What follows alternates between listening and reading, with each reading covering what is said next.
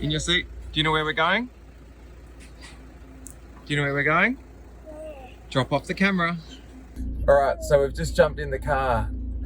We are on the way to David's house to drop off the remote filming camera kit. So we and David ideally will never meet through this process.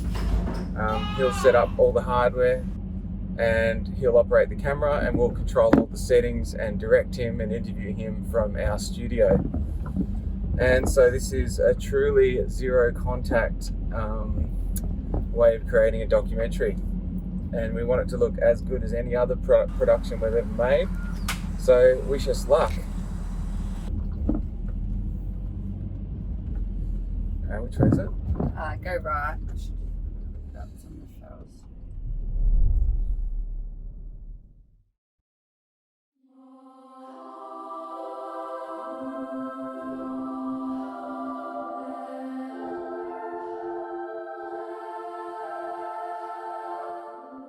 I remember sitting at my desk in a big corporate office surrounded by office politics and all the bullshit that's involved, and all designed by committee, where you do something creative and it has to go up the chain to get approval and it comes back with all these changes. I remember sitting at my desk and thinking, I can't imagine that feeling of loving what you do every moment of the day. And when I do it now, when I'm sitting there, I can be doing the most mindless tasks. I can be cutting little strips of balsa into tiny strips to make a wooden fence. And I love it. And it's a pretty amazing feeling, it really is. I'm an artist who makes miniature buildings. I try and capture buildings in my local area that I love. There was a really preconceived idea about what the West was like, where it was all industrial and badlands.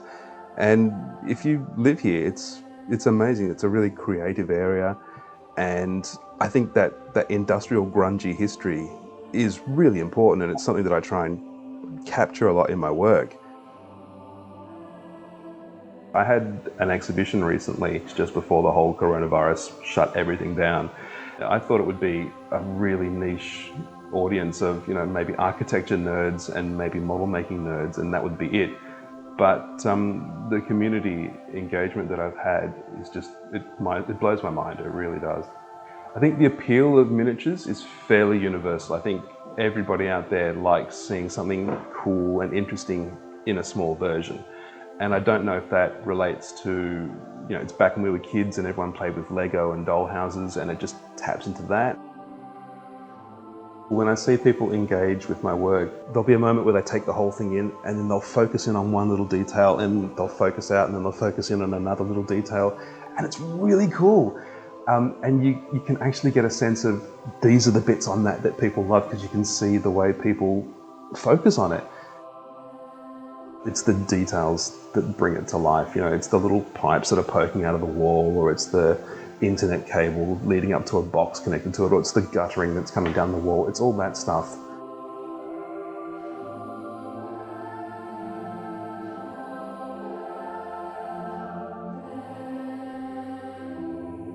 I try and capture them as they appear on a particular day, so it's all about just that snapshot of that moment in time. So however big the weeds are, that's how big they'll be on the final thing.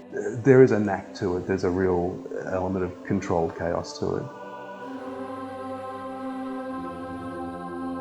Such an important part of my life are these little tiny miniatures of things. It feels strange that that's such an obsession to me, but I would be making them even if no one was interested in seeing them.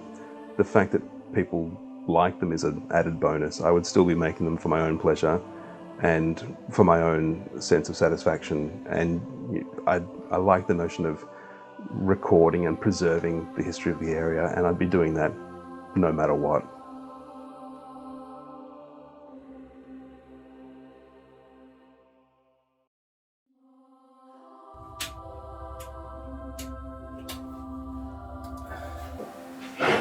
Better? Yeah.